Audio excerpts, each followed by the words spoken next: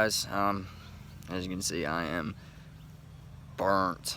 Today was, if you missed it, you missed a pretty good time. It was Carlisle Truck Nationals, and we were in the sun all day. It is finally winding down. It's not as hot. Still pretty hot, and I mean, yeah, I'm gonna be hurting tomorrow. But it's gonna be just a short Q&A with me and Brian. So first question is from Matt Benigni. Future mods for the old bowler mobile. Well, I don't know if that's directed towards me or Brian, but like I said, I'm not doing much to it. I'm not doing really that much power to it. Probably just a second gen swap eventually and some head studs and leave it alone after that, because it kind of has to last me a while this time. I can't blow this one up 3 times. Are you doing anything else to yours? My build is more of a modest build. I'm not looking for big horsepower numbers. A lot of these guys, they want to build these trucks for like 2,000 horsepower. I'm not about that. I'd be happy with 850 to 950. And we're pretty much there. There's a few more things, and people ask me all the time, what kind of numbers am I putting down? Well, to be honest, I don't know. An estimated guess would be around 825, 850. Probably more likely I could throw down 875 easily, but I'm not looking for numbers. I'm not one to brag about, oh, my truck has this amount of horsepower. Now, we are going to push the envelope a little more here in the future. I mean, right now it's got a 476 turbo, and it's got a 10 mil extra G pump, and then it's got 150 sticks. I'd like to go 200 sticks and maybe throw like a 472, maybe a 475, but I'm not about that. I just want a fun weekend daily drivable truck, really, where we can just get the thing sideways and have a little fun. I don't want it to smoke. I don't want to smoke out like the fucking neighborhood. Damn, I just swore. So, well, I'm not gonna bleep that out, but well, like I said, it's a reliable weekend truck is what my intended goal for this truck was. There's still plenty more things I want to do. People, when am I doing a 48 swap? It's coming. When is it coming? I honestly don't know. For right now, the G56 is on borrowed time. The 3250 South Bend, that's especially on borrowed time. I might have maybe like 2 more days of good driving of that thing. As far as tomorrow, we may grenade that thing, and we're going to have some fun. Or tonight, I'm just saying. Okay, the next one is 24 valve, 24V soot chucker, which is, we know of Aaron Storch. And because Aaron does not have a grill on his truck at this moment because it's getting painted, I think. And he said, do second gens really need grills? Asking for a friend. No, that's more aerodynamics. You get more air inside. I mean, it's a win-win. You don't need a grill. Just keep it hanging on your wall. Buddy, a second gen, it's like 20 grand out the door. Sold. And dude, you live like 5 miles that way, so where are you at? Yeah, where are you at, Aaron? You're missing all the I apologize if I butcher this. Cambias9 says, how do you guys feel about Duramaxes? Would you ever own one? I answered this before. If I were to own one, it would probably be an LB7. I don't know, I like that year body style. Just the newer ones, and especially with L5P, with nobody being able to crack the codes on them to even get them tuned. But I personally, I'd take a Duramax over a Power Stroke any day, but I'm wholeheartedly a Cummins guy, so I'm not going to go anything different than a Cummins. What about you? It's 2018. I treat them all equal. I would drive a Duramax. I would drive a Power Stroke. The Battleship is for sale. I'm just saying. 35 grand is yours. Everything's for sale. Everything has a price. Last question. Callus Bill. It says, question for my G56 swap. Do you or Brian know which wire on the neutral safety switch plug has to be grounded for the truck to start? I don't, because I never had a G56, and I never grounded out the neutral safety switch. I planned on it, but I never did. He's the man with G56, but So I've researched this, but I'll be honest with you. From my wiring diagrams and the schematics per Dodge website, that wire is a purple wire with a brown tracer. Now, take this with a grain of salt. 99% of the time when you go to check Dodge diagrams and schematics, they're wrong. But I'm just telling you from what my schematic is telling me that it is a purple wire with a brown tracer. You can take that for what it is. I don't want to steer you in the wrong direction, but the easiest way to do that is to find that specific wire on your neutral safety switch and then just ring it out for yourself. Like I said, every truck is different from year to year, and it kind of contradicts what it says in the diagrams from the manufacturer. Like I said, Dodge manuals are known to be freaking wrong every time, and like I said, when I'm doing ringing wires or troubleshooting, I'm just chasing the hip every time. It's annoying. So I want to answer your question, but I don't want to steer you in the wrong way. So like I said, like you can check that purple wire. If it works, it works. That's the wire you should be fucking tapping into. I hope that answers your question. Now I'm gonna have Brian kind of go over some of his more favorite things on his third gen here. It'd be way too much to try and go over completely, because if you guys know, this thing has been, every bolt on this truck has been touched some way, somehow. It was down to the frame. So I'm gonna have Brian basically just explain his more favorite things that he's done to this third gen. And I mean, as you guys know, this thing is absolutely 100% immaculate. I have never seen anything cleaner, even from factory. Mine's clustered and just, no. This is absolutely beautiful.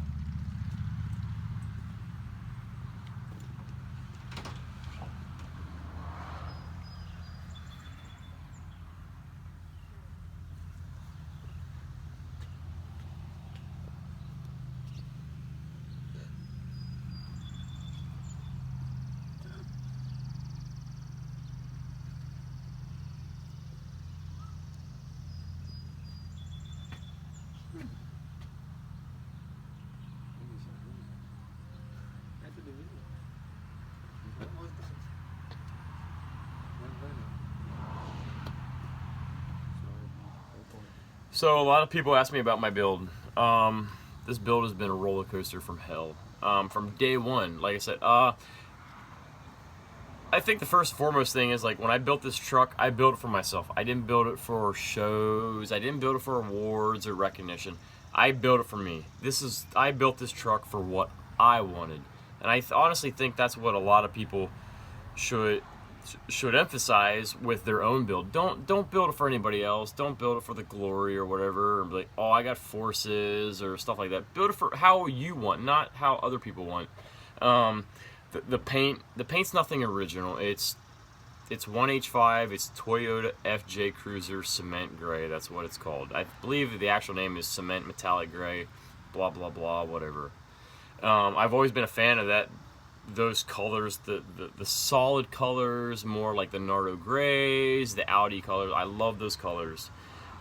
Just ironically, when I built this truck, the Nardo gray wasn't an option. So that's why I went with the metallic gray from Toyota. The paint, for the most part, is flawless. It's back to a finished coat. There's 7 coats of clear. Everything was gone over with a fine-tooth comb. There's no imperfections in the body whatsoever. As you can see with Alex's walk around, the roll pan was welded in. It was Frenched in. The spare tire access hole was Frenched. People make fun of me, like, why don't I have tow mirrors? Why don't I paint match the tow mirrors? You know what?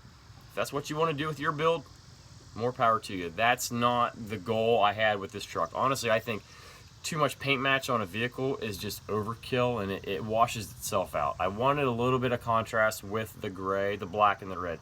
And I wanted that theme to go the whole way through, not just in the engine bay, but under the exterior, as far as the roll cage, or not the roll cage, but the undercarriage, the interior, and so what. The block is paint matched to the truck. So the block and the head are 1H5. It's not a high temp paint. It was prepped properly for the most part. Now granted, as time progresses, you will get discolorization and the paint will almost start to look like a yellow, but I try to keep this thing wiped down as much as I can. Maybe a little too much, but hey, you know, OCD, whatever it is, there's a fucking pill for whatever I have. I don't know. We all have different levels of expectations. Some are higher than others. Like I said, I'm not going to pass judgment on some people when they take their event trucks or whatever to events. Hey, you want to take your truck to a show with mud, that's more power to you. Me, I think if you're going to present your truck in a show atmosphere, that fucker better be shined like damn spit shine freaking sardines. It better be clean. Like I said, if I'm paying $20 to enter a show for a vehicle event, I don't want to see your clapped out fucking second gen with all rust buckets and mud everywhere. Build it the way you want. With that said, don't waste people's time. I mean, we all have our own goals with our builds, but you and I know that we don't want to waste our time or money looking at your rust bucket and your $20,000 second gen. You probably. So let's move on to the engine. Blah, skip all that bullshit. So the engine, modest, simple build for the most part. Standard second gen swap. I pieced together a stainless diesel kit for the most part. Now I tweaked it for what I wanted. Everyone out there builds a second gen kit. There's things here and there that I don't like, the way things were modified or fabricated. So I picked and choose what I wanted. So my favorite, honestly, is a Slosh Fab kit. You guys need to check out Slosh Fab on Instagram. Jake is a one-man show, freaking meticulous, very meticulous with what he's fabricating with his kits. Now, granted, everyone's gonna want to talk fleece. Fleece is a great kit also, but to each their own. Whatever your budget it coincides with, you see fit, you buy that kit. So onto that, my second gen kit, standard 476, forged mill wheel, fucking race cover, CP on the fuel side, CP3, 12 mil pump, all the fuel lines braided, -8 supply, -6 return. Everyone thinks the wire tuck's nothing. You guys see the pictures on Instagram. Honestly, it's there's a lot of time into it, but again, I mean, I did nothing special. Every harness that I didn't want within that OEM harness, from the ECU to each and every individual pigtail, whatever I didn't use, I terminated back at the C1 and C2 plugs on, or I should say off of the ECU. It's not hard. There's tools out there every day. There's how-tos. You can do it. If I can do it, you guys can do it. It's nothing special. There's a few guys out there who are just as meticulous as I am, and they know how to do it. I'm not anything special. I built this truck out of my shop. Actually, I built the shop to build the truck. That's how that went down. My goal was to, if you guys see like a lot of these lowriders from like the 90s, and they're simple, clean, sleek engine bays. You don't see a single wire. You see a component, an engine. You see a few little accessories like the alternator, the starter, or the master cylinder, but for the most part, you see no wires. That is my overall goal of this truck. When you look at my engine bay, I want you to see the engine, and that's it. I don't want to see a single wire.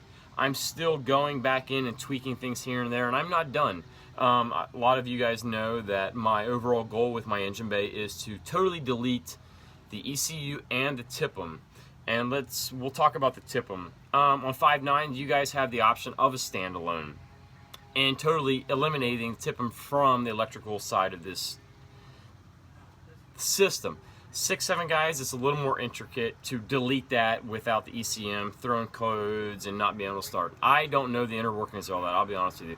That's software, and there's guys out there who have figured them out. I have not figured them out.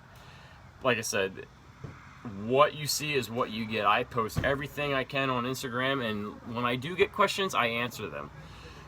My overall goal is to, like I said, not necessarily delete that ECU, but delete it from the engine bay. I'd like to replace that within. Ruining it. That's Dan's dad. Was that Dan's dad? Yeah. Cut number 2, bitches. So, the ECU is going where the heater core is, inside the glove box compartment. It will be grounded out, and then there will be auto sport quick disconnect harnesses. Now, some of you guys don't know what those are. Those are more like a quick latch system, where you turn it a quarter turn to the right or quarter turn to the left, and it secures it. Now, those connect. There will be 2 connections on the firewall. That's the only thing you would see as associated with an engine harness and wiring. That's all I want to see in this engine bay. Now, I don't have the option to delete the TIPM, so where that comes in, we are going to relocate that also. Because a lot of people, all your TIPM is a supersized fuse box. So if you want the accessories, like, you know, like radio, turn signal, headlights, the horn, whatnot, all that goes through your TIPM. Now, all I want to do is I just want to relocate it. I'm going to extend a few wires. Now, that does get a little tricky. You've got to ohm out. You've got to make sure you have proper resistance to wires and signal wires. Still, I'll be honest with you, I don't know what each individual resistance is per wire. But I do know I haven't altered the lengths from the ECU to the TIPM. So for more or less, I have a base line of what my resistance is supposed to be from right now. So once I go start extending wires, I will check the resistance again. If that resistance is more or less, then I need to figure out what I can and can't work with, and that's going to determine if this modification is feasible. Another thing as far as that pertains to the engine bay is the ABS module. I have figured out a way to totally delete the ABS from a 6.7 without throwing codes and getting the brake system to function properly. Now, some of you guys there's gonna be questions about that no matter what. I can answer those individually. But again, like I said, ABS, I don't need it. I don't drive this truck to justify having ABS. I should say, in a situation where I would need ABS. So, like I said, I don't know. Somebody's keeping track. So anyway, ABS going away. I will still have a speedo. I have figured out how to pigtail wire A to wire B for signal. Not an issue. If anybody's got any questions how to figure that out, or actually I've already figured out. If you have any questions how you need it done, just hit me up. I'll answer that. What else? Engine bay. Pretty stock. That's all I can say. Yeah, okay. Stock. Cypher Auto seats. Are you recording? Okay. So the seats. Cypher Auto seats. For the most part, these were supposed to be a direct bolt-in replacement for OEM seats. Bolt-on is anything but what these damn seats were. Greg's not going to be happy about that. What's that? You threw his key tag on the Oh, floor. shit, Greg. Greg, where the fuck were you today, dude? Really? Anyway, we were talking about Sorry, your seats. Allie, I love you. Your seats. So seats, okay. So seats were supposed to be a direct bolt-in. What they do, they make an adapter plate to bolt these seats to your OEM mounts. Well, quality control issues determined that wasn't feasible. So Nightmare _67 and I had to heavily modify these seats to make them fit in this truck. Hence the reason you will see a video of us catching these things on fire. These also will be replaced soon. That's on the wish list. How comfortable are they? These seats are not comfortable. Now, I have to remind everybody that we are in Mexico. This is a professional drive.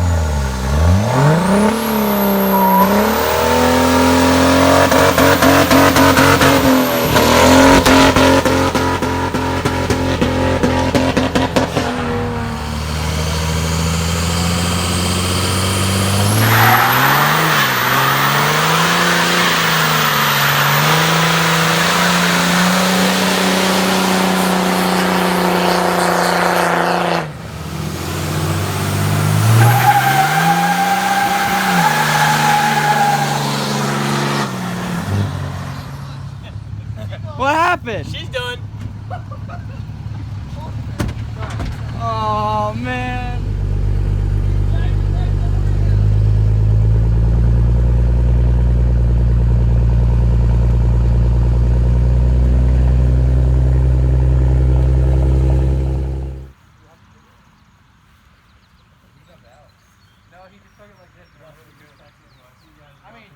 mugs in the video. Whoa, whoa, whoa. I know. Sorry. I should have put the window up. I'm sorry. There you go. What's the first one going? Listen, we will get Dude, that thing doesn't have enough power to rotate. No, listen, we got enough jack stands here. We can jack it.